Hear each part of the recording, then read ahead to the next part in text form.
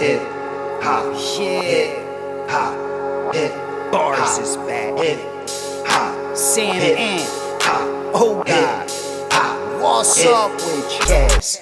Hip hop uncensored is the vibe, so subscribe. Hip hop uncensored is the vibe, so subscribe. Oh God, driving Sam and riding passenger side, and you heard it out the mouth of the greatest rapper alive. Hip hop uncensored is the vibe, so subscribe. Hip hop uncensored is the vibe, so subscribe. Oh God, driving Sam and riding passenger side, and you heard it out the mouth of the greatest rapper alive. Nah, but man, I want to talk about the Wack 100 J Prince situation. So, quick backstory, right? People who don't know, Wack 100 put up some some docket numbers, and it had J Prince's Jr.'s, his name up there. His son did come up and say it was a case that got expunged, and from what I'm gleaming from the people, they're saying that in Texas you can get stuff expunged after 2 years, that's great. I know New Jersey is like 5 years. It was 10, so that's dope if that's the case, right? But it's either one or two things with Wack. Either he's police, or he is just an attention whore. It's either one of those two things, right? Now, let's go down the attention whore, because I think you see a lot of this going on with people, and it's really a handful of people on the internet that you call kind of like your modern day YouTube shock jock that will say almost, and like if I wanted to, I could come on here and say anything about anybody and get hundreds of thousands of views if I were just bold enough to make anything up that I wanted, disrespect any person that I want. But I'm not thirsty like that for views, right? I'm dedicated to putting out good content and getting views that way. Dedicated to interviewing people, dedicated to covering different stories and getting views that way. And the proof is in the pudding. We ain't got to talk about that. We're almost at 1 million subscribers very, very soon, and it's been from doing it that way, not disrespecting people, not slandering people, none of that type of stuff, right? But not enough about the platform, right? You guys see what it is over here.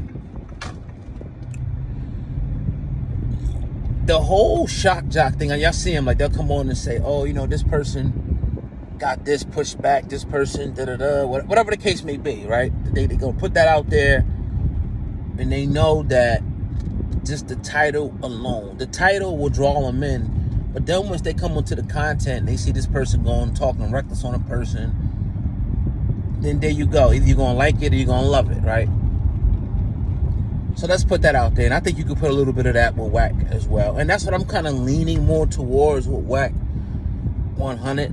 I don't think that he's the police like that, or federal government. I don't think that. But then again, you never know. Now, here's what makes me... Let's talk about the other side, about the possibility of... Now, here's what makes me think that it's a possibility that it could be some type of police activity. Because of J Prince's history, right? Because of J Prince's history, you see that he has a track record of being attacked by corrupt members of the federal government, right? We see that clear as day. He documents that, talks about that. That's as clear as day, right? So when you start putting out false paperwork on people, false information on people, it's reminiscent of the counterintelligence. And he may not even know it, Wack 100. He may be being coached, I don't know, but it's reminiscent of the counterintelligence, or what they call a COINTELPRO, who would do things just like that, right? I'm not gonna put that on him. But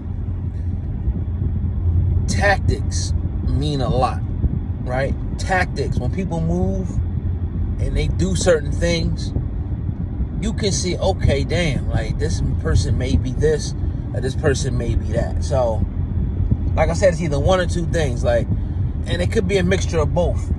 But if we find out that this dude was working with the feds, meaning Wack 100, I don't think Jay Prince is nowhere near that. I mean, obviously, you know, a much more respectable person than that. I don't know Jay Prince. We did interview him one time, but that don't mean we know him. But he seemed like a much more respectable, much more, I mean, he was on time, a man of his word. That's all I can kind of go off is how somebody treated me.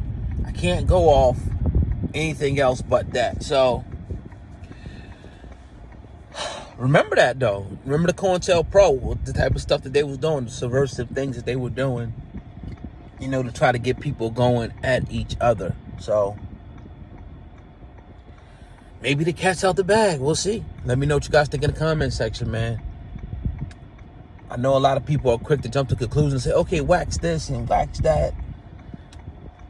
The dude is just, ever since he pretty much came on, he's always been like this, but I think when he came on Clubhouse, anybody who's on Clubhouse, you on Clubhouse all day like that, like, I get it. You know what I'm saying? But the type of information that you're putting out, disrespecting people, making up stuff on people, all credibility is lost at this point. What kind of amazes me is that the people that, the blogs that continue to cover it. But then again, they cover everything. They cover everything, right? So let me know what you guys think. The reason I'm touching on it because Jay Prince was involved. You know, got a lot of respect for Jay Prince. I do, however, believe that Jay Prince made a little bit of a mistake by addressing him now. I think the last time they had something a couple of weeks ago he said I left it there. But now, like I said, once you start addressing people, even Jay Prince Jr. jumping in the comments, addressing, trying to clean stuff up, it never turns out to be a good situation. Because at the end of the day, you giving Wack 100 exactly what he wanted. Attention. Leave a comment, like the video, let me know what you guys think. Peace.